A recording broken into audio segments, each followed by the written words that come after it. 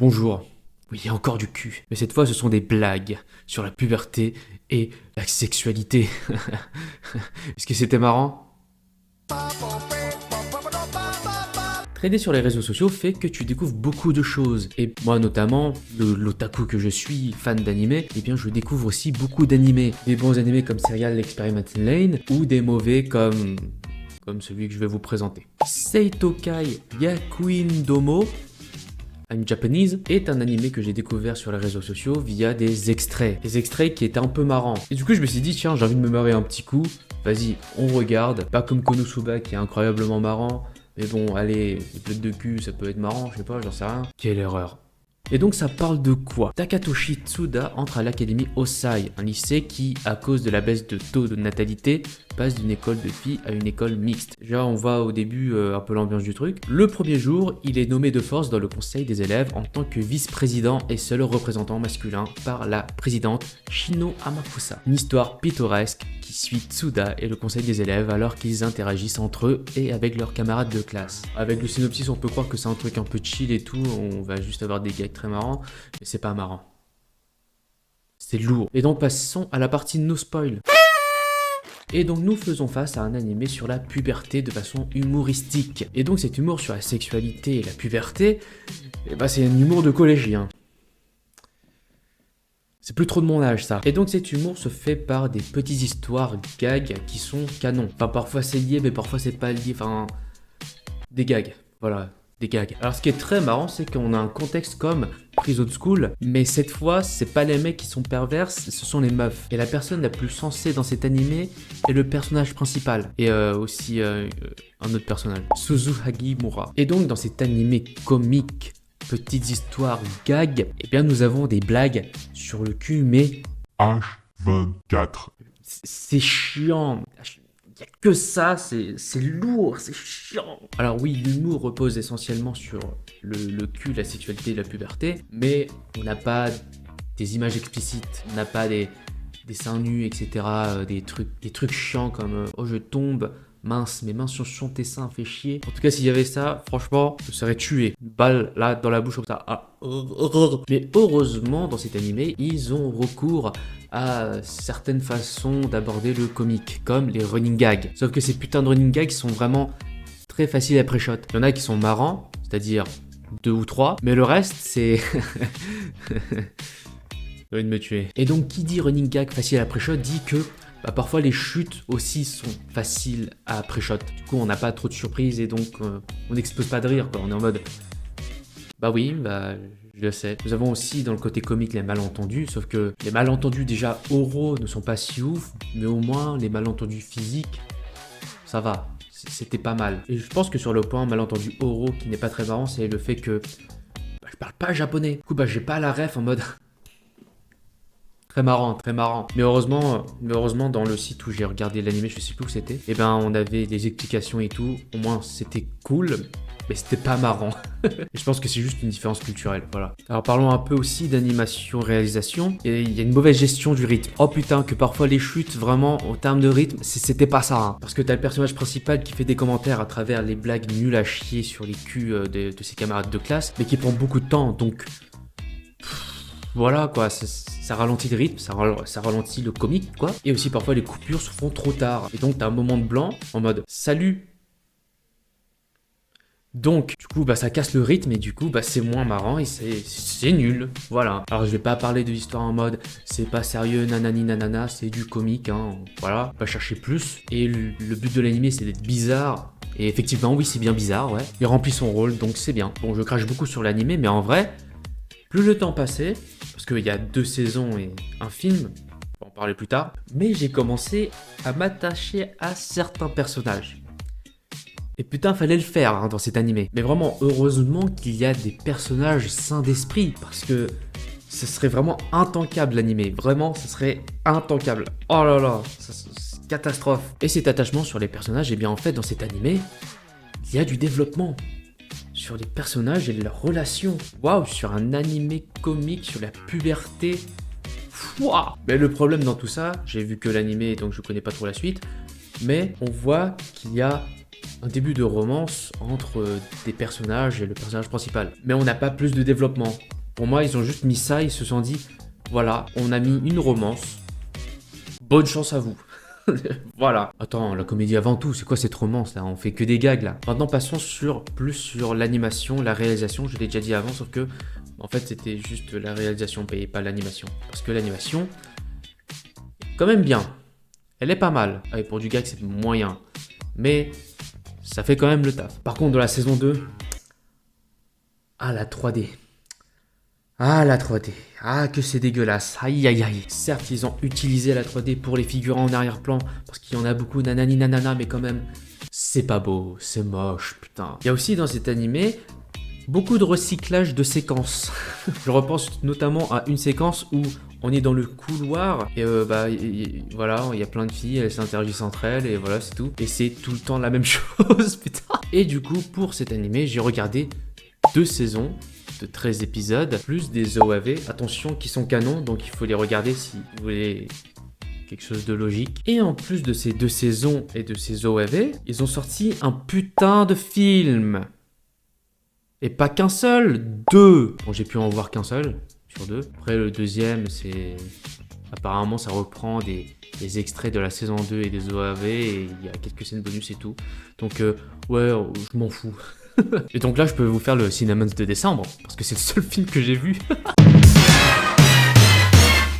Et donc, pour ce Cinnamons de décembre, eh bien, j'ai regardé Seitokai Yakuin Domo.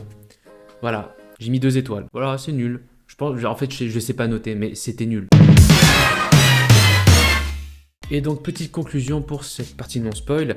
L'humour est intankable parce que y a que des blagues de puberté et sexualité H24, donc c'est chiant. L'animation n'est pas si ouf que ça. Il y a des personnages qui sont insupportables et c'est pas si ouf. Voilà. Maintenant, passons à la partie spoil. Je trouve ça vraiment dommage qu'on ne développe pas assez la romance entre le personnage principal et les autres filles. Et donc le fait qu'on nous dépose ce début de romance comme ça, sans avoir de fin, pourquoi faire en fait? Pourquoi faire? Et en vrai, ça aurait été cool que ça change de dimension en mode, ah, le sentiment amoureux fait que moins de blagues de cul, on fait plus attention et du coup ça ralentit un peu le rythme des blagues. Parce que putain, avoir que ça H24, c'était vraiment intankable, c'est vraiment chiant, putain. Ça aurait été sympathique quoi. Et l'ajout de nouveaux persos n'est pas si dérangeant que ça. Heureusement. Par exemple, l'arrivée de Toki, Furia et Todoroki n'était pas si gênant que ça. Parce que déjà on les voit moins, et donc bon, voilà quoi. Et surtout Toki et Furia, en fait, apportent une nouvelle dimension à l'humour. Pas que des blagues sur la puberté H24, tu vois. Au moins ils apportent un nouvel humour. Toki, l'humour avec maladresse, etc. Furia sur la jeune qui fait vieille en même temps. Un peu la tata de l'animé. Bon, Todoroki, heureusement qu'on la voit pas beaucoup. Truc très positif, c'est que chaque perso a sa propre personnalité et qu'on ne joue pas seulement que sur ça, enfin, même si c'est vraiment 80%, 20%, ou voire 85, 15. Alors certes, les personnalités sont un peu clichés, mais pas dérangeants, et un peu tournées en ridicule. Donc c'est pas mal. Bon, je vous avais dit dans la partie non spoil sur le côté running gag où c'était prévisible. Et bah là, j'en ai un exemple qui est vraiment très prévisible. C'est le running gag des cadeaux de l'épisode 11 de la saison 1.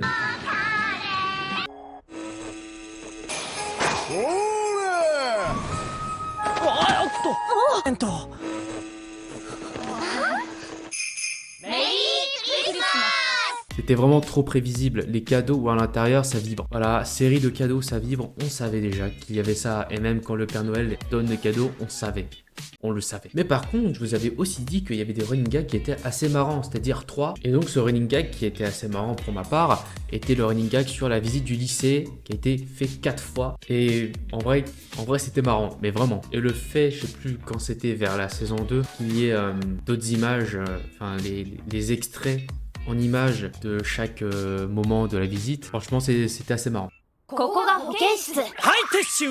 Truc très étonnant, c'est que dans l'animé, il y a une reproduction du voyage sur la lune de Méliès dans un animé avec des blagues de QH24. Je trouve ça fou quand même. Le truc qui a rien à voir, il fait un hommage au cinéma, allez. Bon, j'ai noté ça, mais bon, je pense que vous me connaissez à me connaître si vous regardez les vidéos, mais je comprends pas pourquoi il y a un film. 2 films. Déjà un film. Pourquoi 2 qui reprend les extraits de la saison 2 des OAV. Je vois pas l'intérêt à part faire du fric. Ah. En plus, le deuxième film, il est déjà sorti. Genre, il y a 5 ans, je crois qu'il était 2021, un truc comme ça. Introuvable. Introuvable. Tant pis, hein. Alors, du coup, sur le film, on a une conclusion qui... En fait, c'est une conclusion sur la romance. Et c'est Shino qui embrasse, peut-être, Takatoshi à la fin du film, sans développement romantique entre eux. C'est vraiment nul. Après, il n'y a pas grand-chose à raconter, ou même à spoil, parce que ce sont des séries de gags, donc bon...